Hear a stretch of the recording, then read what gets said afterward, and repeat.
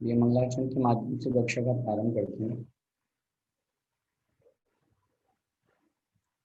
मोक्ष मार्गस्य नेतारम् वेत्तारं कर्मयोगिताम् ज्ञातारं विश्वतत्त्वानां वन्दे तद्गुणलब्धये। पंच परमेष्ठ भगवान की जय। द्वादशांग जिनवाणी माता की जय। संत शिरोमणि आचार्य कुलवंत एक श्री विद्यासागर जी महाराज की जय। परम पूज्य गुरुदेव मुनिकुंज श्री सुधासागर जी महाराज की जय।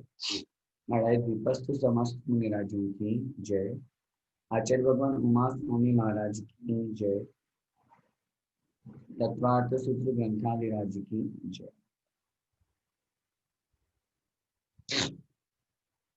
दस लक्षण दिवस का आज पंचम दिन है, 5वां दिन है और प्रतिदिन हम एक एक अध्याय का संक्षेप में अर्थ समझ रहे हैं। आज के दिन हम 5वां अध्याय का अर्थ समझेंगे। प्रारंभ के 4 अध्याय में हमने जीव तत्व के बारे में जाना। जीव तत्व के बारे में संक्षेप व्याख्या बहुत अच्छे से आचार्य भगवान उमा स्वामी महाराज ने यहाँ पर की। जीव किसे कहते हैं, कितने प्रकार का होता है, कहाँ कहाँ रहता है, कैसे रहता है, किसकी कितनी आयु है, मृत्यु प्राप्त करने के बाद में कैसे गमन करता है, अगले पर्याय में पहुंचता है तो कैसे शरीर को प्राप्त करता है, कहाँ जन्म लेता है, ये सब चीजें यहाँ पर वर्णन हुई। अब जीव के बाद में अगले तत्व जो अजीव तत्व है उसका व्याख्यान इस 5वें अध्याय में किया जाता है। आप सभी महानुभाव पंचम अध्याय निकाल लीजिए। अजीव तत्व किसे कहते हैं, कितने प्रकार के होते हैं, उन सबके बारे में इस अध्याय में व्याख्या की गई है। देखिए, अजीविकाया धर्माधर्माकाश उद्गलाः। अजीविकाया धर्माधर्माकाश उद्गलाः। अजीव और कायवान है। धर्म, अधर्म, आकाश, उद्गलाः। 4 द्रव्य, द्रव्य कुल 6 होते हैं। उनमें से ऐसे द्रव्य जो अजीव भी हैं और कायवान भी हैं, दोनों विशेषताएं जिनमें हैं, ऐसे द्रव्य कितने होंगे? ऐसे द्रव्य होंगे 4। कौन कौन से? धर्म, अधर्म, आकाश और काल। क्या मतलब हुआ? 2 शब्द हैं, अजीव और कायवान। अजीव का मतलब तो समझ में आता है, जिनमें ज्ञान दर्शन चेतना नहीं पाई जाती उसे अजीव कहते हैं। और कायवान, कायवान का मतलब होता है जो बहुप्रदेशी होते हैं। जिन द्रव्यों में 2 या 2 से अधिक प्रदेश पाए जाते हैं वे द्रव्य बहुप्रदेशी कहलाते हैं। इसलिए यहाँ पर ये व्याख्या की गई है, ऐसी विशेषता जिनमें दोनों विशेषताएं पाई जाती हैं, जो अजीव भी हैं, कायवान भी है, ऐसे द्रव्य धर्म, अधर्म, आकाश और उद्गल हैं। जीव द्रव्य को क्यों नहीं लिया? क्योंकि जीव द्रव्य कायवान तो है लेकिन अजीव नहीं है। काल द्रव्य को क्यों नहीं लिया? क्योंकि काल द्रव्य अजीव तो है लेकिन कायवान नहीं है। हमें ये दोनों विशेषताएं जिन द्रव्यों में पाई जाए उन्हीं को ग्रहण करना, इसलिए यहाँ पर एक कथन किया। आगे देखिए, द्रव्याणि, द्रव्याणि, ये धर्म, अधर्म, आकाश और उद्गल, ये जो 4 नाम आपने ऊपर लिए हैं ये क्या हैं?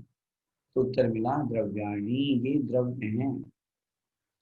द्रव्य किसे कहते हैं आगे स्वयं आचार्य महाराज इस अध्याय में बताएंगे। जिसमें उत्पाद व द्रव्य पाया जाता है वे द्रव्य। फिर बात आई कि क्या द्रव्य इतने ही हैं या और भी हैं? तो उत्तर मिला जीवाश्च, जीवाच, जीव भी द्रव्य होते हैं। जीवाच, और जितने भी जीव हैं वे सभी जीव भी जीव द्रव्य के अंतर्गत आते हैं। तो ऊपर क्यों नहीं लिया था इसको? ऊपर इसलिए नहीं लिया था क्योंकि वहां पर अजीव की और कायवान द्रव्यों की बात की गई थी। जीव द्रव्य भी कायवान तो हैं। कायवान का मतलब क्या होता है? कायवान का मतलब होता है जिनमें दो या दो से अधिक प्रदेश पाए जाते हैं, उसे हम कायवान कहते हैं। तो इस स्थिति की अपेक्षा से अजीव द्रव्य जीव नहीं है, इसलिए उन्होंने दोनों कंडीशन में जीव को ग्रहण नहीं किया।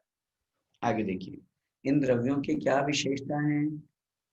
नित्यावस्थितान्य रूपाणि, नित्यावस्थितान्य रूपाणि, नित्य अवस्थितानि अरूपाणि। नित्य मतलब नित्य हैं, अवस्थित हैं और अरूपाणि अरूपी हैं।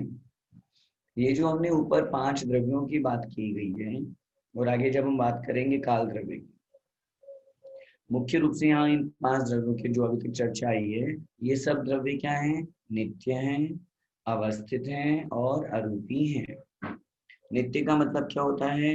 ये कभी नष्ट नहीं होते, द्रव्य का कभी विनाश नहीं होता। ये नियम ध्यान रखना है हमेशा, चाहे वो जीव द्रव्य हो, चाहे पुद्गल हो, चाहे धर्म अधर्म आकाश काल, कोई सा भी द्रव्य हो, द्रव्य का कभी विनाश नहीं होता, पर्याय परिवर्तित होती रहती है। वो द्रव्य की विशेषता है, वो द्रव्य का गुण है, लेकिन नाश कभी नहीं होगा।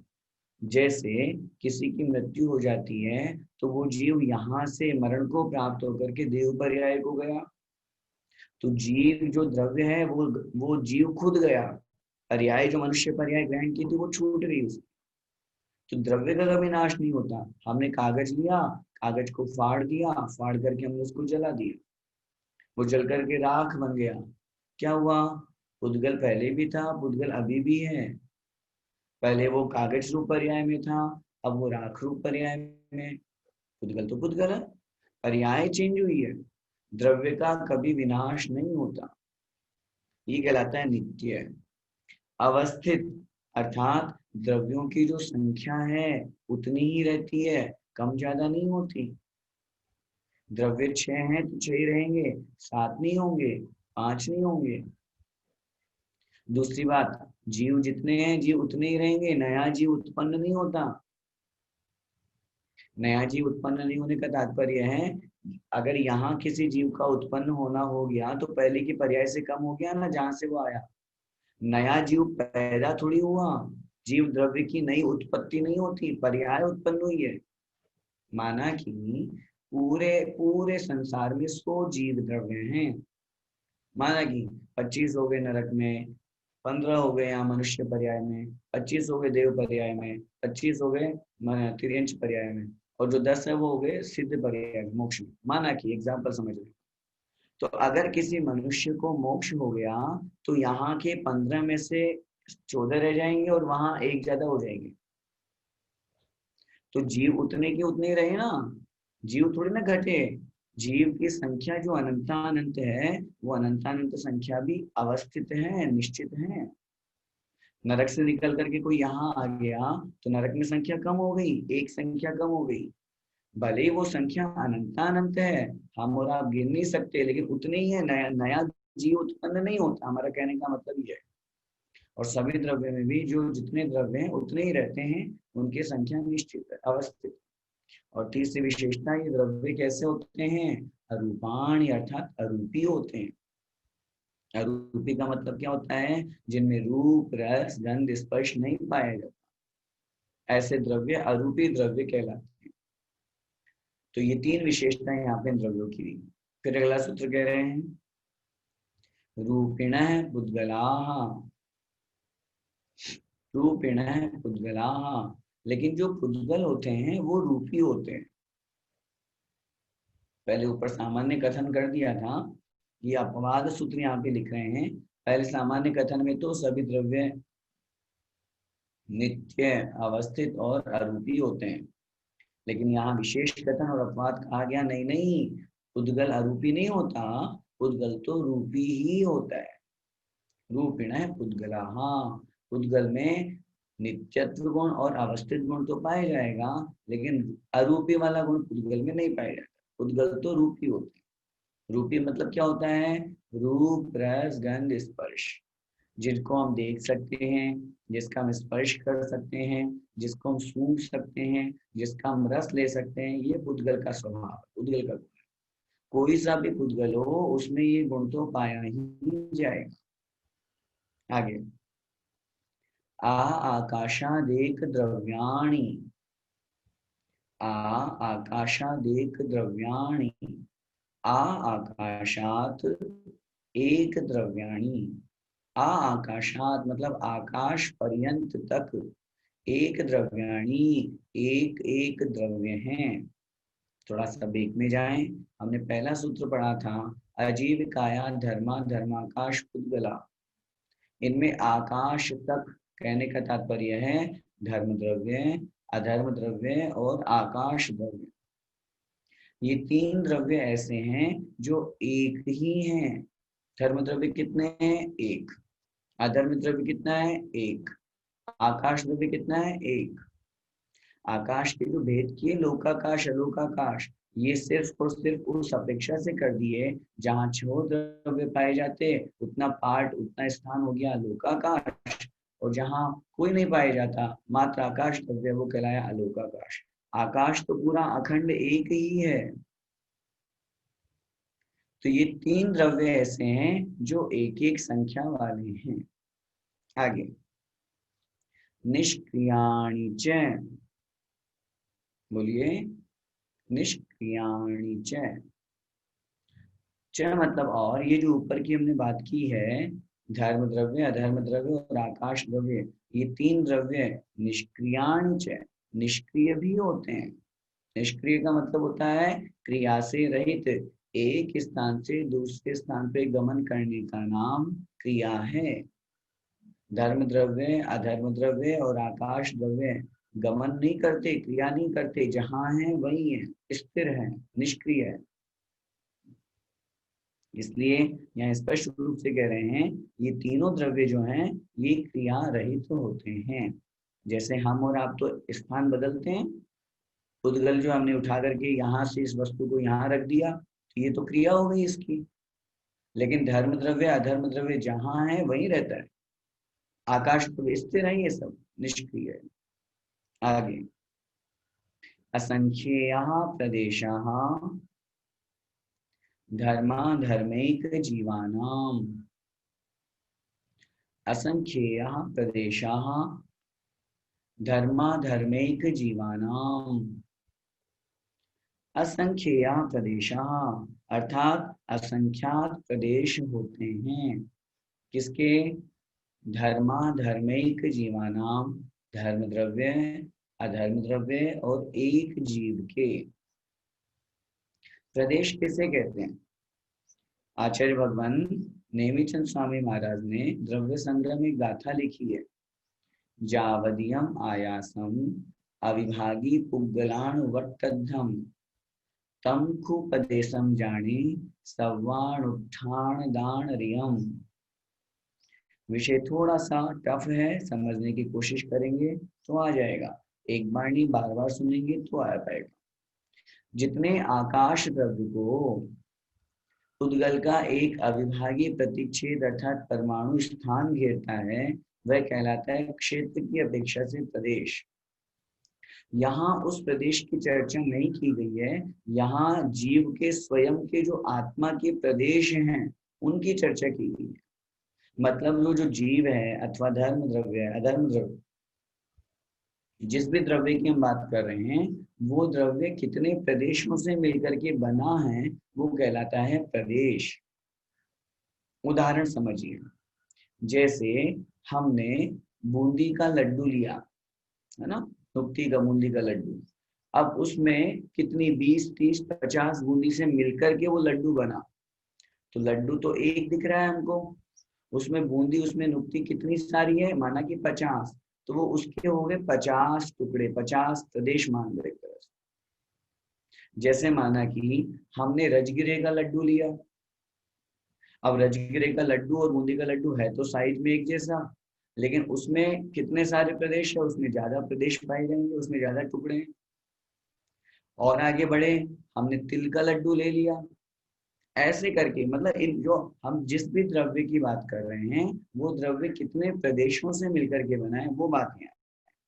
और अभी जो हमने पहले बात शब्द बोला था ना कायवान, जिसमें दो या दो से अधिक प्रदेश पाए जाते हों वो कहलाता है कायवान। और जिसमें एक ही प्रदेश पाए जाते हो वो अस्तिकाय नहीं कहलाता, वो नास्तिकाय कहलाता। अब यहाँ तीन द्रव्यों की बात की गई, धर्म द्रव्य, अधर्म द्रव्य और एक जीव द्रव्य। धर्म द्रव्य का मतलब क्या? पूरे तीनों लोकों में धर्म द्रव्य फैला हुआ है। लोक कितना बड़ा है, लोक के कितने प्रदेश हैं? तो उत्तर मिलता है लोकाकाश के असंख्यात प्रदेश हैं, अनंत नहीं। उस लोकाकाश के प्रत्येक प्रदेश पर धर्म द्रव्य है कि नहीं है? अधर्म द्रव्य है कि नहीं है? तो धर्म द्रव्य और अधर्म द्रव्य के तो असंख्यात प्रदेश हो गए। एक जीव में, चाहे हम आप हो, चाहे मैं हूं, चाहे कोई भी हो, प्रत्येक जीव के, एक जीव के असंख्यात प्रदेश पाए जाते हैं। चाहे वो चींटी हो, चाहे निगोरिया जीव हो, चाहे स्वयं जीव का वो 2000 योजन लंबा, 1000 योजन लंबा, 500 योजन चौड़ा और 250 योजन ऊंचा महामत्स्य भी क्यों न हो, आत्मा के प्रदेश असंख्यात ही होते हैं, न कम न ज्यादा। अब आगे देखिए, अगले अन्य द्रव्यों के कितने प्रदेश होते हैं? आकाशस्यानंता, आकाशस्यानंता, आकाशस्य अनंताः, आकाश द्रव्य के अनंत प्रदेश होते हैं। आकाश तो बड़ा विशाल है, उस पूरे अनंत आकाश, जिस आकाश का भी अंत नहीं है और उसके प्रदेश भी अनंत हैं। अभी तो आपने कहा लोकाकाश के असंख्यात होते हैं। आकाश द्रव्य में जितने स्थान को, जो पुरुषाकार अपन चित्र बनाते हैं ना लोक का,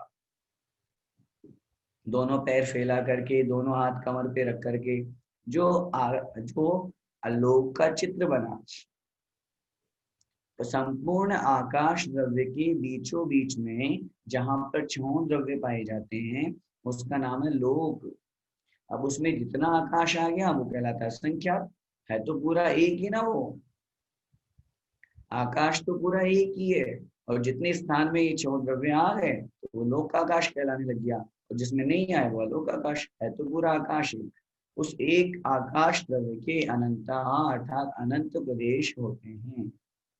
आगे देखिए, संख्येया संख्येयाश्च पुद्गलानाम, संख्येया संख्येयाश्च पुद्गलानाम, संख्येय असंख्येया च पुद्गलानाम, पुद्गल के कितने प्रदेश होते हैं? उत्तर मिला, पुद्गल के संख्यात, असंख्यात और अनंत प्रदेश होते हैं। पुद्गल के संख्यात, असंख्यात और अनंत प्रदेश होते हैं। अनंत कहाँ से निकला? छह से। छह मतलब, और जो पहले वाले पूर्व सूत्र में हमने चर्चा की थी आकाश द्रव्य की, उनके अनंत प्रदेश होते हैं, उस अपेक्षा से यहाँ अनंत भी ग्रहण करना है। दो या दो से अधिक प्रदेशों को संख्यात कहते हैं। जो मति ज्ञान और शुद्ध ज्ञान के द्वारा जाना जा सकता हो जहां तक, वो कहलाता है संख्यात। जिस विषय को मति ज्ञान शुद्ध ज्ञान नहीं जान सकता, जो अवधि ज्ञान और मन परिज्ञान के द्वारा जाना जाता है, वह कहलाता है असंख्यात। और जिस विषय को अवधि ज्ञान और मन परिज्ञान भी नहीं जानते, मात्र केवल ज्ञान के द्वारा जिसका विषय किया जाता है, वह कहलाता है अनंत।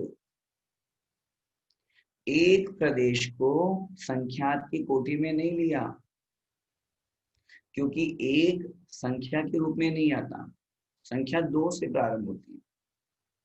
इसलिए पुद्गल के 2 या 2 से अधिक प्रदेश संख्यात भी होते हैं। कोई छोटा सा पुद्गल द्रव्य है, वो संख्यात अणुओं से मिलकर के बना, कोई असंख्यात अणुओं से मिलकर के बना, और कोई अनंत अणुओं से मिलकर के बना।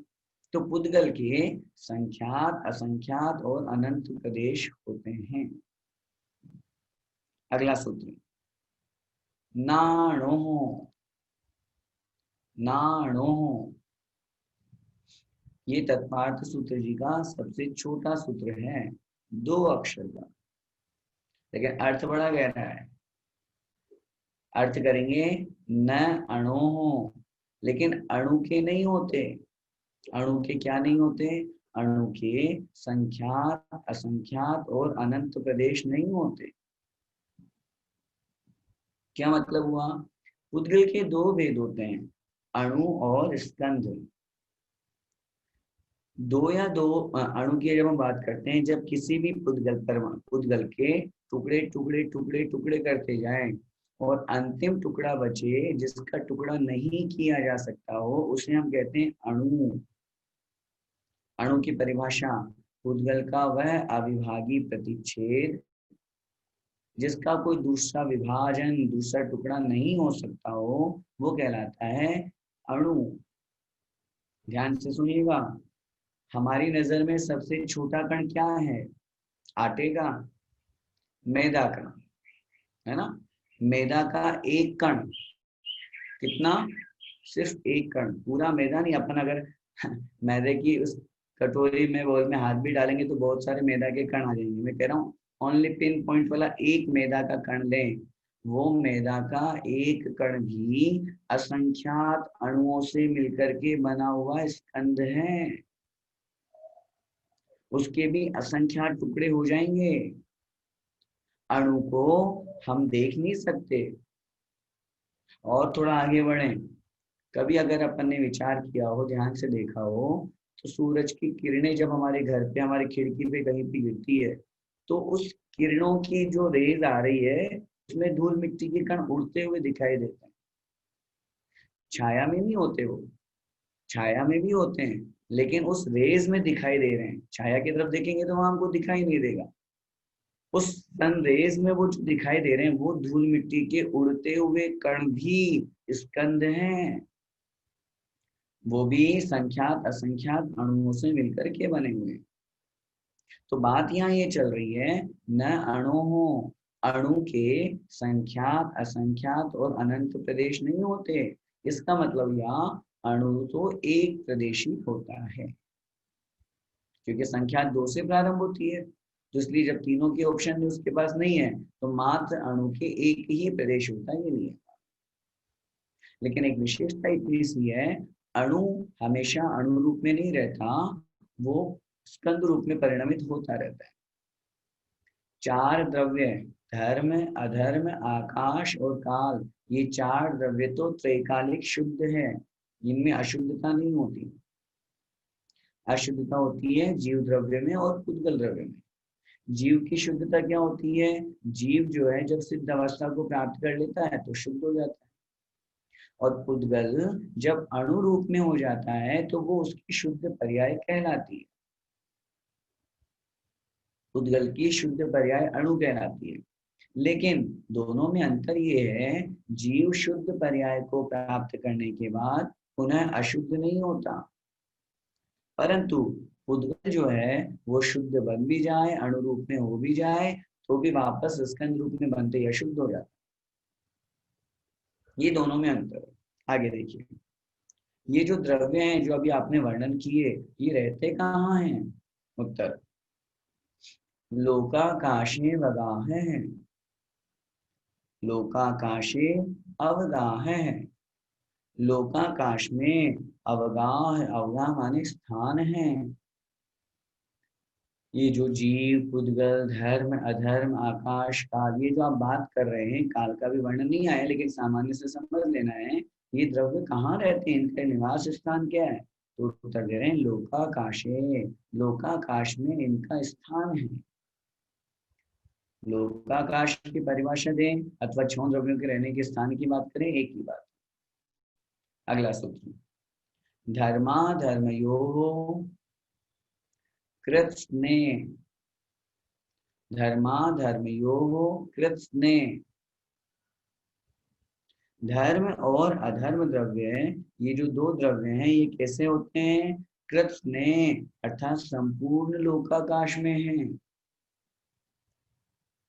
कृत्स्न, कृत्स्न का मतलब होता है समस्त, संपूर्ण। इन द्रव्यों में से धर्म द्रव्य और अधर्म द्रव्य पूरे लोकाकाश में है। लोकाकाश का एक भी प्रदेश ऐसा नहीं जहां धर्म द्रव्य ना हो, जहां अधर्म द्रव्य ना हो। आचार्य ने उदाहरण दिया, तिल में तेल की तरह। जैसे तिल होता है ना, तिल में तेल कहाँ होता है? पूरे अंश में होता है, पूरे भाग में होता है। ऐसा तो होता नहीं कि एक पार्ट में हो, नहीं नहीं, पूरे में होता है। ऐसे ही धर्म द्रव्य और अधर्म द्रव्य ये पूरे लोकाकाश में। धर्म द्रव्य का काम क्या है? धर्म द्रव्य का कार्य है चलते हुए जीव पुद्गलों को जो चलने में उदासीन रूप से सहकारी होता है। आगे आएगा वर्णन। और अधर्म द्रव्य का काम क्या है? ठहरे हुए जीव पुद्गलों को जो ठहरने में सहकारी होता है। जहां धर्म द्रव्य है वहीं पर अधर्म द्रव्य भी है। फिर प्रश्न, हमें दिखाई क्यों नहीं देता? अरे भाई, पहले पढ़ के आए ना, अरूपी है। अरूपी है तो कैसे दिखाई देगा? इसलिए। लेकिन अब आप कहोगे एक चलने में निमित्त है, एक रोकने में निमित्त है, फिर दोनों में से काम कौन सा करता है? उत्तर मिलेगा, जो काम हो रहा है वो काम करता है। चलते हुए जीव पुद्गलों को चलने में सहकारी धर्म द्रव्य, ठहरे हुए जीव पुद्गलों को ठहरने में सहकारी अधर्म द्रव्य। धर्म द्रव्य या अधर्म द्रव्य किसी को जबरदस्ती चलाएंगे नहीं, किसी को जबरदस्ती रोकेंगे नहीं। जो ठहरे हुए हैं अथवा चल रहे हैं उनको जो सहकारी उदासीन निमित्त है। आगे देखिए, एक प्रदेशादिषु, एक प्रदेशादिषु भाज्य पुद्गलानाम। अब यहाँ ये जो वर्णन चल रहा है, अब ये वर्णन, ये पहले तो प्रदेश बता दिए, अब ये बता रहे हैं कि ये जो छह द्रव्य हैं, धर्म धर्म जीव धर्म जीव पुद्गल धर्म धर्म आकाशवाद, ये कहाँ रहते हैं? कितने प्रदेश में रहते हैं? आकाश के, लोकाकाश के कितने स्थान में रहते हैं? तो पहले धर्म धर्म की बात कर दी, वो तो पूरे लोकाकाश में रहते हैं। अब इस सूत्र में कह रहे हैं पुद्गल कहाँ रहते हैं? एक प्रदेशादिषु भाज्य पुद्गलानाम। एक प्रदेशादिषु, एक प्रदेश को आदि लेकर के, भाज्य मतलब विभाजन करने पर, पुद्गलानाम अर्थात पुद्गलों का निवास होता है। ये जो लोक में पुद्गल कहाँ रहते हैं? एक प्रदेश को आदि लेकर के पूरे लोक में। क्या मतलब हुआ? मतलब ये हुआ, कोई पुद्गल द्रव्य लोकाकाश के एक प्रदेश पे भी रह सकता है, दो प्रदेश पे भी, 3, 4, 5, 10, 15 संख्या, और पूरे आकाश लोकाकाश के पूरे असंख्यात प्रदेशों पे भी एक पुद्गल द्रव्य रह सकता है। एक प्रदेश का मतलब क्या हुआ? लोकाकाश का एक स्थान, जो भी मैंने आपको परिभाषा दी थी ना, जावधियम आयासम अविभागी पुद्गलाणुवट्टदम। जहां पर जितने आकाश को एक अविभागी पुद्गल का अणु स्थान घेरता है उसका नाम है प्रदेश। वो एक से प्रारंभ होता है, मतलब एक प्रदेश पे, आकाश द्रव्य के एक प्रदेश पे भी पुद्गल रह सकता है। और जब मैक्सिमम की बात करेंगे तो पूरे लोक में भी पुद्गल है। पूरे लोक में पुद्गल तो हमें दिखाई नहीं देता। पूरे लोक में, पूरे 343 घन राज्यों का जो लोक है उसमें एक महास्कंद है। भले हमको नहीं दिखाई देता, लेकिन वो महास्कंद पूरे लोक प्रमाण है। जितना लोक है उतना वो महास्कंद बना हुआ है। तो एक प्रदेश से लेकर के पूरे लोक में पुद्गलों का निवास है, पुद्गलों का स्थान है। आगे, असंख्येय भागादिषु जीवानाम, असंख्येय भागादिषु जीवानाम। असंख्येय असंख्यातवे भाग को आदि लेकर के विभाजन करने पर जीवानाम जीवों का निवास स्थान आता है। असंख्येय भागादिषु, असंख्यातवे भाग को आदि लेकर के विभाजन करने पर, असंख्यातवे भाग से लेकर के पूरे लोक में और सर्वलोक में, वात वाले रहित और फिर वात वाले सहित पूरे तनु वात वाले तक संपूर्ण लोक में जीवों का निवास है। क्या मतलब हुआ? एक जीव अगर निवास करता है लोक में तो वो लोक का कितना स्थान घेरता है? मिनिमम असंख्यातवा भाग, मिनिमम असंख्यात प्रदेशों वाले उस लोकाकाश के मिनिमम असंख्यातवें भाग में जीव का निवास है। चाहे वो चींटी रूप में रहे, चाहे वो हाथी के रूप में रहे, चाहे मनुष्य के रूप में, चाहे देव के रूप में, किसी भी रूप में रहे, मिनिमम असंख्यातवें भाग को तो वो घेरता ही घेरता है।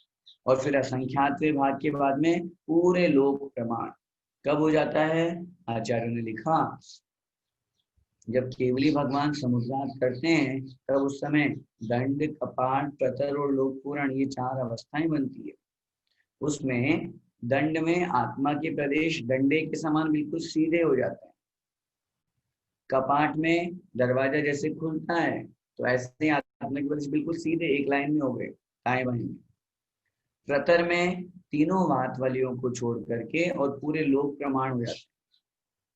और लोक पूर्ण समुद्रात में आत्मा का प्रत्येक प्रदेश लोकाकाश के प्रत्येक प्रदेश पर स्थित होकर के संपूर्ण लोक में लोक जो जहाँ तनुवात वाले से युक्त पूरा लोक है, क्योंकि लोकाकाश के कितने प्रदेश? असंख्यात। और आत्मा के कितने प्रदेश? असंख्यात। तो एक एक प्रदेश पर आत्मा का प्रदेश स्थिर हो जाता है। ये कहलाता है लोक पूर्ण समुद्रात।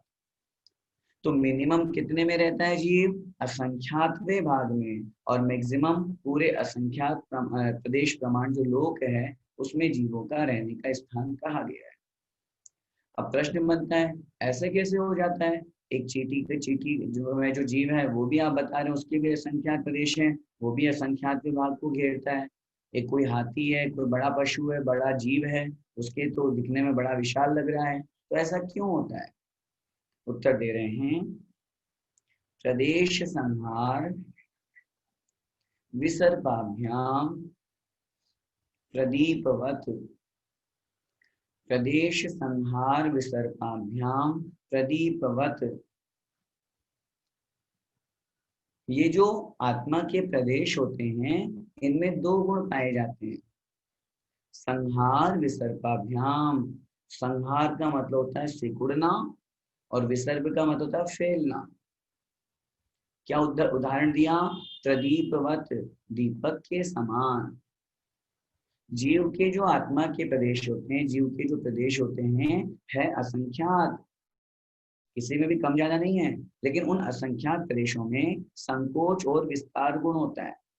जिस जीव को जैसा शरीर प्राप्त होता है उस शरीर के प्रमाण वो अपनी आत्मा के प्रदेश वहां चले जाते हैं। जैसे माना कि कोई हाथी का जीव है, उसके आत्मा के प्रदेश पूरे हाथी रूप शरीर में फैले हुए हैं। और जो चींटी का जीव है, चींटी है, तो आत्मा के प्रदेश वही सिकुड़ करके और चींटी के शरीर बराबर हो गए। ये आत्मा के प्रदेशों की विशेषता है। उदाहरण कितना अच्छा दिया, प्रदीप के समान। दीपक जो होता है वो क्या होता है? दीपक हमने लिया, उसको जलाया और उसके ऊपर हमने कोई कटोरा रख दिया, बाउल रख दिया, तो उसका जो प्रकाश है वो कहाँ तक फैलेगा? उस कटोरे के अंदर अंदर फैलेगा। हमने उस कटोरे को हटा करके बड़ा भगोना कुछ रख दिया, तो अब उसका जो प्रकाश है, उजाला, वो कहाँ तक फैलेगा? उस कटोरे, उस भगोने तक फैलेगा। हमने उसको उठा करके और अपने रूम के बिल्कुल बीचों बीच में रख दिया, तो उसका प्रकाश पूरे में कमरे में फैल रहा है। तो जैसे दीपक का प्रकाश जैसा उसका कवर है, जैसा उसका आवरण है, तदनुसार उसका प्रकाश फैलता है, उतने में पूरे में जाता है। उसी प्रकार आत्मा के प्रदेश जिस शरीर को प्राप्त होते हैं उस शरीर प्रमाण, उस शरीर बराबर बन जाते हैं, उस शरीर बराबर हो जाते हैं। देव पर्याय में जाएंगे, जितना शरीर मिलेगा आत्मा के प्रदेश उतने बराबर हो जाएंगे। ये नियम होता है। आगे गति स्थित्युपग्रहो, गति स्थित्युपग्रहो धर्माधर्मयो रूपकार है, धर्माधर्मयोरुपकारः गति स्थिति उपग्रहौ धर्माधर्मयोरुपकारः।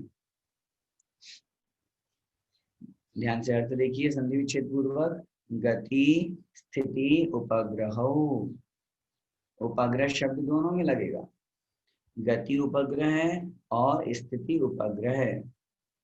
धर्माधर्मयोः, धर्म और अधर्म द्रव्य का उपकार है, उपकार मतलब कार्य है। धर्म और अधर्म द्रव्य का क्या कार्य है? तो क्रमशः बताया, गति में सहायता करना, उपग्रह का मतलब सहायता करना, हेल्प करना, और स्थिति मतलब रुकने में सहायता करना। ये धर्म द्रव्य और अधर्म द्रव्य का उपकार है, कार्य है। धर्म द्रव्य का क्या कार्य है? ये हमारे गमन में सहायता प्रदान करता है। क्या मतलब हुआ? हमने अभी आपको परिभाषा निवेदन की। जो जीव और पुद्गलों को, कौन से जीव पुद्गलों को? चलते हुए जीव पुद्गलों, ये विशेषता अच्छी तरह से समझना। बैठे हुए को धर्म द्रव्य चलाएगा नहीं, चलो चलो ऐसा नहीं कहेगा। चलते हुए जीव पुद्गलों को जो चलने में सहकारी होता है उदासीन रूप से, वो कहलाता है धर्म द्रव्य। ठहरे हुए जीव पुद्गलों को ठहरने में जो सहकारी होता है वो कहलाता है अधर्म द्रव्य। जैसे माना कि ये बॉक्स है, अब ये यहाँ रखा हुआ है, तो यहाँ रखा है, स्थिर है, इसमें निमित्त कौन है? अधर्म द्रव्य। और यहाँ से यहाँ तक मैंने गमन कराया, इसमें निमित्त कौन है? इसमें अधर्म, इसमें धर्म द्रव्य निमित्त है। ये जान करके, जानबूझ करके, जबरदस्ती हाथ मेरा रुका हुआ है तो धर्म द्रव्य कहेगा नहीं कि चलाओ, नहीं। रुकने में उदासीन सहकारी, क्योंकि यहाँ शब्द का नाम दिया उदासीन सहकारी। उदासीन का मतलब होता है भाई चलोगे तो चला दूंगा, बैठे रहोगे तो बैठे रहो, प्रेरणा नहीं देंगे, जबरदस्ती नहीं करेंगे। और इस बात को साइंस भी प्रूव कर चुका है। हमारे आचार्य भगवत या निश्चित रूप से जो सर्वज्ञ देव वो तो कह के गए हैं, साइंस भी इस बात को प्रूव कर चुका है। पूरे ब्रह्मांड में ईथर नाम की कोई ऐसी चीज है, अगर आपको रुचि है तो आप उसको सर्च कीजिएगा, उसकी डेफिनेशन और इसकी डेफिनेशन आपको एक ही मिलेगी। ईथर नाम की एक ऐसी चीज है जो जीव और पुद्गलों को, वस्तुओं को चलाने में सहकारी होती है। तो ये बात निश्चित रूप से भले हमें नहीं दिख रही है, लेकिन ये निश्चित रूप से हम लोगों को उदासीन प्रेरक कहलाते हैं। आगे देखिए, आकाशस्यावगाहः, आकाशस्यावगाहः, आकाशस्य अवगाहः। आकाश द्रव्य का क्या उपकार है, क्या कार्य है? अवगाह है, अवगाहन देना, स्थान देना। जितने भी द्रव्य हैं, जीव पुद्गल धर्म अधर्म आकाश का, आकाश तो स्वयं अपना आधार है, स्वयं अवगाहना देने वाला है। तो समस्त द्रव्यों को जो रहने के लिए स्थान देता है उसका नाम है आकाश। ये परिभाषा लोकाकाश की अपेक्षा लगाना अपन को क्योंकि लोकाकाश में 6 द्रव्य पाए जाते हैं। जीव है, आकाश का मतलब ये खाली स्थान नहीं जो अपन ऊपर, अपने को ऊपर आसमान में दिखाई देता है। ये तो लोग व्यवहार में कह देते हैं कि इसका नाम आकाश है। आकाश तो सब जगह है। यहाँ ये दीवार जो खड़ी है ये आकाश पे तो है। जीव पुद्गल हम जो बैठे हैं, हम हाथ हिला रहे हैं, कर रहे हैं, धर्म अधर्म, सब जगह आकाश। आकाश का मतलब क्या होता है? आकाश का मतलब जो सभी द्रव्यों को रहने के लिए स्थान देता हो उसे आकाश द्रव्य कहते हैं। ये नहीं, आगे देखें, शरीर वांग मन है प्राणापाना पुद्गलानाम। शरीर वांग मन है प्राणापाना पुद्गलानाम। प्रत्येक द्रव्य के उपकार चल रहे हैं। धर्म धर्म द्रव्य का बता दिया जो चलने में और ठहरने में सहकारी है। आकाश द्रव्य का बता दिया जो सभी जीवों को स्थान देता है। अब पुद्गल द्रव्य का क्या उपकार है? तो बता रहे हैं, शरीर वांग मन है प्राणापाना। शरीर अर्थात शरीर का निर्माण होना, वांग मतलब वचन बोलना, वचनों का निर्माण, वचन वर्गना, और मन है काय, मन है अर्थात मन, जो हमारा द्रव्य मन बनता है वो, और जिसके द्वारा हम चिंतन करते हैं, विचार करते हैं। और प्राणापाना, और प्राणापान मतलब श्वासोच्छ्वास, ये जो चार कार्य, चार कार्य, शरीर का निर्माण होना, वचनों को बोलना, मन द्रव्य मन का निर्माण होना और श्वासोच्छ्वास, ये क्या है? ये पुद्गल द्रव्य के उपकार हैं। अगर पुद्गल द्रव्य नहीं हो तो आत्मा किसको धारण करेगी? हमारे शरीर क्या है? पुद्गल है। हमारे द्वारा जो बोले जा रहे शब्द क्या है? ये पुद्गल ही तो है। हमारे शब्द भी पुद्गल होते हैं। हमारे आत्मा में, हमारे शरीर में जो एक हृदय स्थान पर 8 पंखुड़ी वाला कमल बना हुआ है, हृदय कमल, उस हृदय कमल के समीप में मन बना हुआ है, द्रव्य मन की रचना है, जिसके माध्यम से हम विचार करते हैं, सोचते हैं। ये क्या है? ये पुद्गल ही तो है। अगर पुद्गल नहीं होगा, द्रव्य मन का निर्माण नहीं होगा, तो हम चिंतन कैसे करेंगे, सोचेंगे कैसे? श्वासोच्छ्वास लेना और छोड़ना, ये क्या है? ये भी तो पुद्गल है। अगर ये पुद्गल नहीं होगा तो हम श्वासोच्छ्वास कैसे लेंगे, अपना जीवन कैसे चलाएंगे? इसलिए पुद्गलानाम, ये पुद्गल का उपकार है, पुद्गल का ये कार्य है। आगे और क्या कार्य है पुद्गल के, तो बता रहे हैं, सुख दुख जीवित मरणोपग्रहाश्च, सुख दुख जीवित मरणोपग्रहाश्च, अर्थात सुख देना, दुख अर्थात दुख देना, जीवित मरण उपग्रहाच, जीवन देना और मरण को प्राप्त कराना, ये भी उपग्रह मतलब पुद्गल द्रव्य का उपकार है। किसी भी जीव को सुख कैसे मिलता है? जब साता वेदनी कर्म का उदय आता है। अगर साता वेदनी कर्म का उदय नहीं आएगा तो जीव सुखी नहीं हो पाएगा। और कर्म क्या है? कर्म पुद्गल है, तो कर्म के निमित्त से सुख मिला। दुख किसको मिलता है? जिसके असाता वेदनी है या पाप कर्म का उदय है। तो असाता वेदनी है, पाप कर्म क्या है? पुद्गल है। उस पुद्गल के निमित्त से ही तो दुख मिलता है। उसके अलावा सामने अच्छी वस्तु है, हमें अच्छी लग रही है, प्रिय लग रही है, हमें सुख मिल रहा है, तो वो वस्तु, वो व्यक्ति क्या है? पुद्गल ही तो है, आत्मा तो दिखती नहीं है। जीवन और मरण भी पुद्गल द्रव्य का उपकार है। जीवन कैसे मिलता है? आयु कर्म के उदय से, पर्याय के उदय से, ये सब कर्म का उदय है। मरण कब होता है? जब आयु कर्म समाप्त हो जाती है, नया शरीर मिलता है, तो ये भी तो पुद्गल द्रव्य का कार्य है। मरण भी पुद्गल द्रव्य का उपकार है। आचार्य ने इस विषय में लिखा, शिष्य ने प्रश्न किया, भगवान सुख दुख जीवन तो समझ में आ गए, मरण भी कोई उपकार होता है क्या? तो उन्होंने कितना अच्छा उत्तर दिया, भैया एक पर्याय को छुड़ा करके दूसरी पर्याय में जाने का नाम मरण है। इस पर्याय में वो जीर्ण शीर्ण शरीर को धारण कर रखा था, वृद्धावस्था को प्राप्त हो गया था, इंद्रियां शिथिल हो गई थी, न खा सकता, न सुन सकता, न देख सकता। ऐसे में उसकी आयु कर्म को समाप्त करके उसको नया शरीर दिया, ताजा ताजा देव बना दिया। तो ये भी तो उपकार है। मरण भी पुद्गल द्रव्य का उपकार होता है। इस प्रकार ये पुद्गल द्रव्य के उपकार देखिए। जीव द्रव्य का क्या उपकार, क्या कार्य है, देखिए। परस्परोपग्रहो जीवानाम, परस्परोपग्रहो जीवानाम, ये सूत्र जब हम 3 लोग का नक्शा बनाते हैं, चित्र बनाते हैं, या हमारे यो समझ लीजिए कि हम जैनिज्म का जो एक लोगो बनता है कहीं पे भी, तो वहां पे उसके नीचे ये सूत्र लिखा रहता है। इसका मतलब क्या होता है? अब शुद्ध शुद्ध भी लिखे, बहुत सी जगह पे अशुद्ध लिखा रहता है, ये सूत्र लिखा रहता है। इसका मीनिंग क्या? परस्पर उपग्रह जीवानाम, ये हमारा ध्येय वाक्य है जो हमने बना लिया। जीव का क्या उपकार है, जीव का क्या कार्य है? परस्पर उपग्रह, आपस में एक दूसरे का उपकार करना, एक दूसरे का सहयोग करना, ये जीव द्रव्य का उपकार है, ये जीव द्रव्य का कार्य है। गुरु शिष्य के प्रति, पति पत्नी के प्रति, पिता पुत्र के प्रति उपकार करते हैं।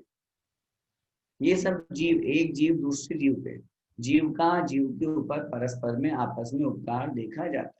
यही तो जीव का कार्य है। पिता अपने पुत्र को बड़ा करता है, पुत्र बड़ा होकर के उनकी सेवा करता है, गुरु अपने शिष्य को पढ़ाते हैं, शिष्य आचार्य ने लिखा, शिष्य के ऊपर गुरु का उपकार है, गुरु ने पढ़ाया है। आचार्य श्री ने कहा एक बार के नहीं मुनि महाराज ने पूछा कि महाराज आपका उपकार तो समझ में आता है कि आपने हमारे ऊपर उपकार किया, लेकिन हमने आपके ऊपर कैसे उपकार किया या हम आपके ऊपर कैसे उपकार कर सकते हैं?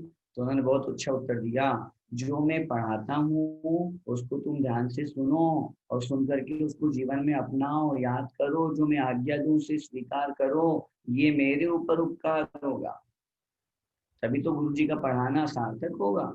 इस प्रकार परस्पर में उपकार करना ये जीव का कर्तव्य है, जीव का कार्य है। आगे काल द्रव्य का वर्तना परिणाम क्रिया परत्मा परत्वे च कालस्य, वर्तना परिणाम क्रिया परत्मा परत्वे च कालस्य, वर्तना परिणाम क्रिया परत्वा परत्व और परत्वा परत्व कालस्य मतलब काल द्रव्य का। काल द्रव्य का क्या उपकार है? काल द्रव्य दो प्रकार का, निश्चय काल और व्यवहार काल। ध्यान से, निश्चय काल का मतलब क्या होता है? जो काल द्रव्य स्वयं वर्तन करता है और अन्य द्रव्यों को वर्तन कराने में, परिवर्तन कराने में सहकारी होता है, सहयोगी होता है, वह निश्चय काल द्रव्य कहलाता है। इसको हम उदाहरण से नहीं समझ सकते क्योंकि निश्चय काल द्रव्य। व्यवहार को समझिए, व्यवहार काल द्रव्य किसे कहते हैं? घड़ी, घंटा, दिन, महीना, वर्ष, इन सब का जो चेंजेस होता है। आज हमें समझ में आ गया, एक दिन हो गया, घड़ी में 3 बज गए, 4 बज गए, 1 घंटा हो गया, ये सब किसके माध्यम से पता चला हमको? कालस्य, काल द्रव्य का ये उपकार है। यहाँ दिया हुआ है वर्तना, वर्तना तो हो गया निश्चय काल द्रव्य। वर्तना का मतलब जो सभी द्रव्यों को परिणमन कराने में सहकारी निमित्त होता है, स्वयं भी परिणमन करता है, क्योंकि काल भी तो द्रव्य है। काल द्रव्य स्वयं परिणमन करते हुए अन्य द्रव्यों को परिणमन परिवर्तन कराता है, ये हुआ वर्तना। और फिर इसके बाद में परिणाम क्रिया और परत्वा परत्व। परिणाम के अंतर्गत लिया जाता है प्रत्येक वस्तु अपने स्वभाव को न छोड़ करके जो द्रव्यों की पर्याय परिवर्तित होती है उसका नाम होता है परिणाम। जैसे जीव के जो परिणाम हैं अथवा जीव की जो पर्याय है जो परिवर्तित हुई। फिर है क्रिया, एक स्थान से दूसरे स्थान पे क्रिया की। अब आप बोलेंगे उसमें तो धर्म द्रव्य निमित्त है। धर्म द्रव्य चलने में निमित्त है, जो चेंज हुआ, जो परिणमन हुआ, उसमें काल द्रव्य निमित्त है। सब द्रव्य मिलकर के काम करते हैं, सबका अपना अपना काम बटा हुआ है। एक स्थान से दूसरे स्थान पे जाने का नाम क्रिया है, उस क्रिया में चलने में जो निमित्त है वो धर्म द्रव्य है, परिणमन में जो निमित्त है, जो चेंजेस में निमित्त है, वो काल द्रव्य। और परत्व अपरत्व, परत्व का मतलब होता है बड़ा और अपरत्व का मतलब होता है छोटा।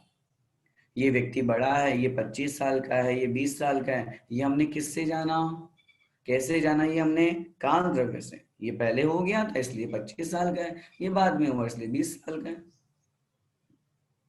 छोटे बड़े का जो अंतर लगाया जाता है ये सब परत्व परत्व, ये किसके अंतर्गत आता है? काल द्रव्य। ये काल द्रव्य का उपकार है। महत्वपूर्ण रूप से व्यवहार काल द्रव्य को घड़ी, घंटा, दिन, महीना, वर्ष आदि के रूप में हम लोग जानते हैं। 1 दिन हो गया, 2 दिन हो गया, 10 लक्षण के 10 दिन हो गए, इस तरह से जो भी हम पूरा व्यवहार करते हैं। पहले जो हम वर्णन पढ़ के आए थे, ज्योतिषी देवों के द्वारा ढाई द्वीप में स्थित जो ज्योतिषी देव हैं वे जो गमन करते हैं, परिभ्रमण करते हैं, उसके माध्यम से पूरे तीनों लोकों में काल द्रव्य की व्यवस्था बनती है। आगे स्पर्श रसगंध वर्णवंतः पुद्गलाः, स्पर्श रस गंध वर्णवंतः पुद्गलाः। स्पर्श रस गंध और वर्ण वाले होते हैं कौन? पुद्गलाः अर्थात पुद्गल। पुद्गल जो होते हैं वो कैसे होते हैं? स्पर्श रस गंध और वर्ण, ऐसा एक भी पुद्गल नहीं है जिसमें स्पर्श रस गंध वर्ण नहीं पाया जाता हो। प्रत्येक पुद्गल में ये 4 गुण पाए ही जाएंगे, चाहे वो अणु के रूप में क्यों ना हो। अणु भी है तो उसमें भी स्पर्श होगा, कोई ना कोई रस होगा, कोई ना कोई गंध होगी, कोई ना कोई वर्ण जरूर होगा। जब हम इनके उत्तर भेद करते हैं, स्पर्श के 8 भेद बनते हैं, हल्का भारी, रूखा चिकना, कड़ा नरम, ठंडा गरम। ऐसे रस के 5 भेद बनते हैं, खट्टा मीठा कड़वा चरपरा कषायला। वर्ण के 5 भेद बनते हैं, काला पीला नीला लाल सफेद और इन रंगों से बने हुए अन्य बहुत सारे रंग। और गंध के 2 भेद, सुगंध और दुर्गंध। प्रत्येक पुद्गल में ये पाए ही जाते हैं, भले ही हमें नहीं समझ में आ रहा। अब जैसे अब आप बोलोगे ये मोबाइल है, ये मोबाइल पुद्गल है कि नहीं? अब इसमें स्पर्श गुण तो समझ में आ ही रहा है, भारी है। रस, इसमें कौन सा रस है? इसमें जो भी रस है, या तो खट्टा मीठा कड़वा चरपरा कषायला। अब इन 5 में से कोई ना कोई एक रस तो होगा, भले वो हमारे रूप में या हमको वो ग्रहण के रूप में नहीं हो पा रहा है। जैसे आचार्य ने सामान्य से उदाहरण दिया है कि जैसे पानी पीने पर कैसा स्वाद आता है, तो उन्होंने बोला पानी जैसा स्वाद आता है। अब आप बोलो इन 5 में से कौन सा रस आएगा, तो उत्तर मिलेगा 5 में से कोई ना कोई होगा, लेकिन अपन उसका निर्णय नहीं कर सकते, क्योंकि किसी को वो मीठा लग सकता है, किसी को कड़वा लग सकता है। पानी का स्वाद पानी के स्वाद जैसा है। कहने का तात्पर्य यह है, प्रत्येक द्रव्य में ये 4 गुण पाए ही जाते हैं। आगे, शब्द बंध सूक्ष्म स्थूल्य संस्थान भेद तमश्छाया तपोद्योतवंतश्च। शब्द बंध सूक्ष्म स्थूल्य संस्थान भेद तमश्छाया तपोद्योतवंतश्च। पुद्गल की ये 10 पर्याय हैं। पुद्गल शब्द के रूप में, बंध मतलब बंधे हुए, कोई वस्तु आपस में मिली हुई हो, बंधी हुई हो। सूक्ष्म मतलब सूक्ष्म, स्थूल्य मतलब स्थूल, संस्थान मतलब आकार, भेद मतलब टुकड़े, तमह मतलब अंधकार, छाया मतलब परछाई, आतप और उद्योत। आतप का मतलब होता है सूर्य का प्रकाश और उद्योत का मतलब होता है चंद्रमा का प्रकाश। पुद्गल की ये 10 पर्याय हैं। इन 10 पर्यायों के अलावा पुद्गल कहीं पाया ही नहीं जाता। सब जितने भी पुद्गल हमको दिखाई देंगे इन 10 में इंक्लूड हो जाएंगे। या तो वो सूक्ष्म होगा, या स्थूल होगा, या तो बंध रूप में होगा, या तो वो शब्द के रूप में होगा, बंधा हुआ होगा, अथवा टुकड़े रूप में होगा, अंधकार रूप में होगा। ये सब पुद्गल की पर्याय हैं। आगे, अण्वय स्कंधाश्च है। पुद्गल के 2 भेद होते हैं, अणु और स्कंध। अणु किसे कहते हैं? पुद्गल का वह अविभाज्य प्रतिच्छेद जिसका कोई दूसरा टुकड़ा नहीं किया जा सकता हो, वह अणु कहलाता है। और 2 या 2 से अधिक अणुओं से मिलकर के जो बनता है वह कहलाता है स्कंध। संख्यात अणुओं से मिलकर के स्कंद बनता है, असंख्यात अणुओं से मिलकर के स्कंद बनता है, और अनंत अणुओं से मिलकर के स्कंद बनता है। आगे, अब ये जो आगे 4-5 सूत्रों में एक छोटी सी व्याख्या कर रहे हैं, किस प्रकार इनकी उत्पत्ति होती है। देखिए, भेद संघातेभ्य उत्पद्यन्ते, भेद संघातेभ्य उत्पद्यन्ते। स्कंद जो है वो कैसे बनते हैं? भेद संघात और भेद संघात से उत्पन्न होते हैं। कौन? स्कंद। 3 चीजें हैं, भेद संघात और भेद संघात। भेद का मतलब टुकड़े करने से। जैसे माना कि हमने कोई मटका लिया और मटके के टुकड़े कर दिए, तो जो टुकड़े टुकड़े हमारे हाथ में हैं वो भी तो स्कंद है। तो टुकड़े करने से भी तो स्कंद की उत्पत्ति हुई। मिला देना, संघात का मतलब होता है मिला देना। हमने आटा लिया, आटे में पानी डाला और उसको मिला दिया, मिक्सर कर लिया और एक लोई बना ली हमने, तो संघात से, मिलाने से भी स्कंद की उत्पत्ति हुई। और तीसरा भेद संघात, दोनों। हमने उस आटे की लोई को मिलाया था, उसमें थोड़ा सा आटा और सूखा वाला आटा लगाया और वापस उसको बेलना शुरू कर दिया, तो भेद भी हुआ, संघात भी हुआ।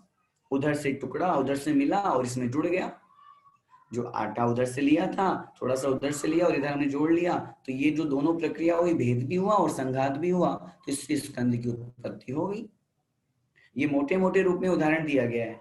स्कंद की उत्पत्ति टुकड़ों से भी होती है, मिलाने से भी होती है, और दोनों भेद संघात से भी होती है। अणु की उत्पत्ति कैसे होती है? तो बता रहे हैं, भेदादणु। भेदात अणु, अणु की उत्पत्ति मात्र भेद से ही होती है, टुकड़े से ही होती है। टुकड़े टुकड़े टुकड़े टुकड़े टुकड़े करते जाएंगे तो अंतिम जो बचेगा वो अणु कहलाएगा, क्योंकि अगर मिला देंगे तो वो तो स्कंद बन जाएगा। हम तो बात कर रहे हैं अणु की, तो अणु मात्र भेद से ही, टुकड़े से ही उत्पन्न होते हैं। आगे, भेद संघाताभ्याम चाक्षुषः, भेद संघाताभ्याम चाक्षुषः।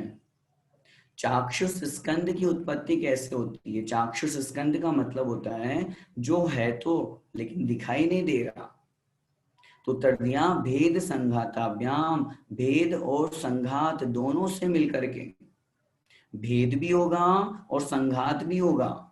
भेद मतलब वहां से अलग भी होगा, टुकड़ा भी होगा, और एक जगह आकर के कलेक्ट हो जाएगा, मिल जाएगा, तो जो नहीं दिखने वाले पुद्गल भी हैं वो भी हमें दिखने लग जाते हैं। उदाहरण, जैसे हम अपने शीशे, अपने मिरर को देखें मिरर पे धूल मिट्टी जमी हुई है, अभी हमको दिखाई नहीं दे रही। हम एक अंगुली से उस मिरर को ऐसे लंबा एक लकीर खींचेंगे तो यहां से लेकर के यहां तक की पूरी जो धूल मिट्टी थी वो यहाँ इकट्ठी हो गई। टेबल पे लगा लो या कहीं पे भी लगा लो, टेबल पे धूल मिट्टी हमको नहीं दिख रही है, लेकिन हम ऐसा पूरा लगा करके और यहाँ तक छोड़ देंगे तो यहाँ से तो निकली और यहाँ आकर के कलेक्ट हो गई। तो जो नहीं दिखने वाला स्कंद था वो भी अब हमें यहाँ दिखाई देने लग गया। जो धूल मिट्टी के कण हमको नहीं दिखाई दे रहे थे वो भी अब हमको दिखाई देने लगे। और दूसरा उदाहरण, सामान्य उदाहरण, भले हम कितने भी अच्छे से स्नान कर लेते हो लेकिन हमारे शरीर में मैल तो रहता ही है। अगर हम अपने शरीर को यहाँ से ऐसे रगड़ें तो मैल की बाती बन जाती है। अभी तो मैल दिख ही नहीं रहा था, लेकिन अगर हम ऐसा रगड़ेंगे तो कुछ न कुछ मैल, गंदगी के अंश इकट्ठे होकर के सामने आ जाते हैं। तो नहीं दिखने वाला स्कंद भी दिखने लग जाता है। कब? भेद और संघात से। वो वहां से अलग हुआ और यहाँ कलेक्ट हुआ, वहां से अलग हुआ और यहाँ मिला, तब जाकर के ऐसी स्थिति बनती है। आगे, द्रव्य का लक्षण, सद्रव्य लक्षणम। सत मतलब सत, द्रव्य लक्षणम अर्थात द्रव्य का लक्षण है। सत, सत किसे कहते हैं? वो अगले सूत्र में कह रहे हैं, उत्पाद व्यय द्रव्य युक्तम सत। उत्पाद व्यय और द्रव्य से जो युक्त होता है, द्रव्य से जो सहित होता है, वह कहलाता है सत। सत किसे कहते हैं? जिनमें ये तीनों गुण पाए जाते हो, उत्पाद, व्यय और द्रव्य, और यही द्रव्य का लक्षण है। उत्पाद का मतलब क्या होता है?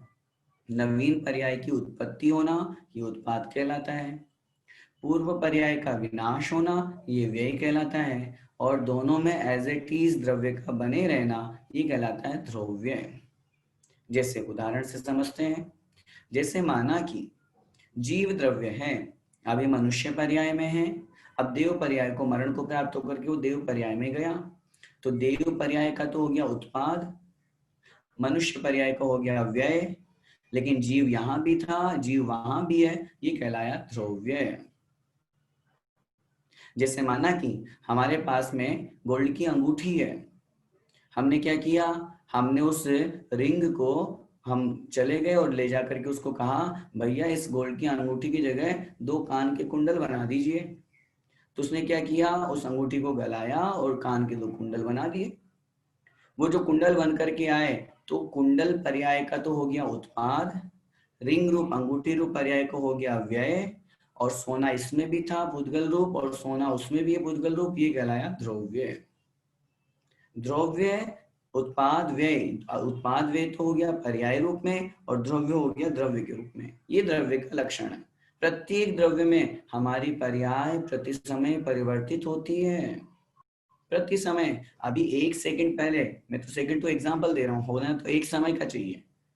1 समय पहले जो हम थे अब वो नहीं रहे, ये हमारी पर्याय प्रति समय परिवर्तित होती। आगे देखिए, तद्भावाव्ययम नित्यम, तद्भावाव्ययम नित्यम, तद्भाव अव्ययम, उस वस्तु का जो भाव है, उस वस्तु का जो स्वभाव है, उसका अव्ययम अर्थात व्यय नहीं होना, विनाश नहीं होना, वस्तु का एज इट इज बने रहना, इसी का नाम है नित्य। इस सूत्र में द्रव्य की परिभाषा दी है।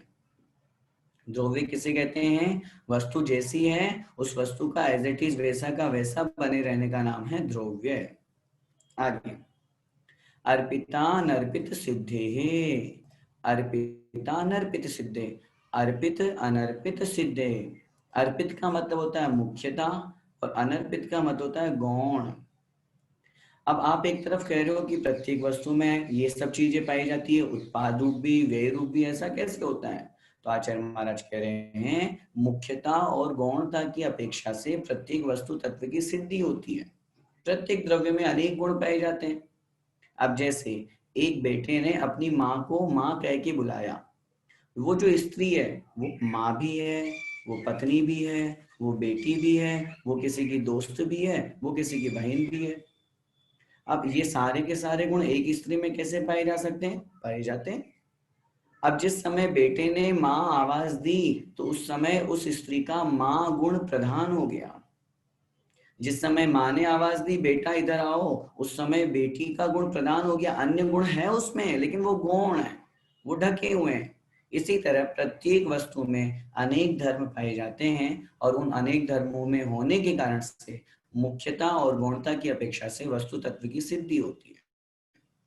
आगे, स्निग्ध रुक्षत्वाद बंध है, स्निग्ध रुक्षत्वाद बंध है। अब यहां से आगे 3-4 सूत्रों में एक विशेष प्रकरण यहाँ दे रहे हैं कि अणुओं का आपस में बंध कैसे होता है, परस्पर में बंध कैसे होता है। तो वो बता रहे हैं स्निग्ध रुक्षत्वाद, स्निग्ध और रुक्ष होने के कारण से बंध है, अर्थात बंध होता है। परमाणुओं का आपस में, जो हमने अभी 8 गुण पढ़े ना स्पर्श के, उनमें से हल्का भारी रूखा चिकना, रूखा को बोलते हैं रुक्ष और चिकना को बोलते हैं स्निग्ध। उद्गल के परमाणुओं में ये गुण होता है, इसलिए आपस में मिल पाते हैं वो। अगर ये गुण नहीं हो तो वो मिल ही नहीं पाएंगे। तो अब एक कंडीशन यहाँ पे दे दी, देखिए, न जघन्य गुणानाम, न मतलब नहीं होता है, जघन्य गुणानाम अर्थात जघन्य गुण वालों का बंध। स्निग्ध और रुक्ष गुण होने से बंध तो हो जाएगा, लेकिन जघन्य गुण वाले मतलब कम गुण वालों का आपस में बंध नहीं होगा। कम गुण वालों से यहाँ तात्पर्य है एक गुण, जिन परमाणुओं का शक्त्यांश या गुण एक ही होता है उनका परस्पर में बंध नहीं होता। और आगे क्या कंडीशन दे रहे हैं? गुण साम्य सदृशानाम, गुण साम्य, गुणों में समानता होने पर, एक परमाणु में भी 2 गुण, सामने वाले में परमाणु में भी 2 गुण, दोनों में बंध नहीं होगा। अथवा सदृशानाम, अथवा समान जातीय हो, 2 गुण वाला वृक्ष है, 2 गुण वाला वृक्ष है, समान जातीय होने से बंध नहीं होगा। तो बंध कैसे होगा? तो फिर वो अगले सूत्र में बोल रहे हैं द्वैधिकादि गुणानाम तू, द्वि अधिकादि गुणानाम तू मतलब परंतु 2 अधिक गुण होने पर, नियम है ना, नियम बना दिया, जिसमें 2 गुण अधिक होंगे तो ही कर्म का बंध होगा, अदरवाइज तो ही परमाणुओं का आपस में बंध होगा, नहीं तो नहीं। एक 2 गुण वाला, जो 2 गुण वाला है वो 5 गुण वाले से, 2 गुण वाला 4 गुण वाले से, 3 गुण वाला 5 गुण वाले से, 2 का डिफरेंस होना जरूरी है। और जघन्य गुण के लिए मना कर दिया, तो प्रारंभ 2 गुणों से होगा, 1 से नहीं होगा। नियम बना दिया कि 2 गुण होंगे तो ही बंध होगा, 2 गुणों का डिफरेंस होगा, 2 गुण अधिक होने चाहिए तो ही आपस में परस्पर में बंध होगा। फिर चाहे वो रुक्ष रुक्ष का हो, चाहे फिर रुक्ष स्निग्ध का हो, या स्निग्ध स्निग्ध का हो, या स्निग्ध रुक्ष का हो, लेकिन नियम ये बना दिया कि 2 गुण अधिक होने चाहिए उन परमाणुओं में, तो आपस में वो मिल पाएंगे। अब उदाहरण से, मोटे रूप उदाहरण से समझिए, जैसे हमने एक कागज लिया और उस कागज को आपस में कागज से चिपका दिया, तो क्या चिपक पाएगा? नहीं चिपकेगा। अगर हमने उस कागज के ऊपर पानी लगा दिया और दूसरे कागज को चिपका दिया तो चिपक तो जाएगा, लेकिन थोड़ी सी देर के लिए, क्योंकि पानी लगा हुआ है। और अगर हमने उसकी जगह फेविक्विक या कुछ लगा दिया तो हमेशा के लिए चिपक गया। तो यही स्थिति परमाणुओं की आपस में बनती है गुणों की अपेक्षा से, क्योंकि वहां पानी में वो गुण नहीं है चिपकाने का, इसलिए वो नहीं चिपका। ऐसे ही 2 गुण से कम होने पर वो गुणवत्ता नहीं आ पाती है। आगे, अब जब आपस में बंद हो गया तो फिर क्या होता है, बंधेदिकौ पारिणामिकौ च, बंधेदिकौ पारिणामिकौ च, बंधे अधिकौ बंद हो जाने पर, अधिकौ अधिक वाले में, पारिणामिकौ च परिणमित हो जाता है। जब बंद आपस में मिल जाते हैं वो परमाणु स्कंद बन जाते हैं तो कम गुण वाला जो है वो अधिक गुण वाले में परिणमित हो जाता है, उसमें समा जाता है। और ये देखा भी जाता है कि जो अधिक गुण वाला होता है वो हावी होता है, तो इसलिए अपने से कम गुण वाले को वो अपने समान बना लेता है, ये स्थिति होती है। आगे, गुण पर्ययवत द्रव्यम, गुण पर्ययवत द्रव्यम, द्रव्य की ओर क्या परिभाषा है, गुण पर्ययवत अर्थात जो गुण और पर्यायों से युक्त होता है, गुण और पर्यायों से सहित होता है, वह द्रव्य कहलाता है। कालश्च, कालश्च, अब जाके कह रहे हैं काल भी द्रव्य होता है।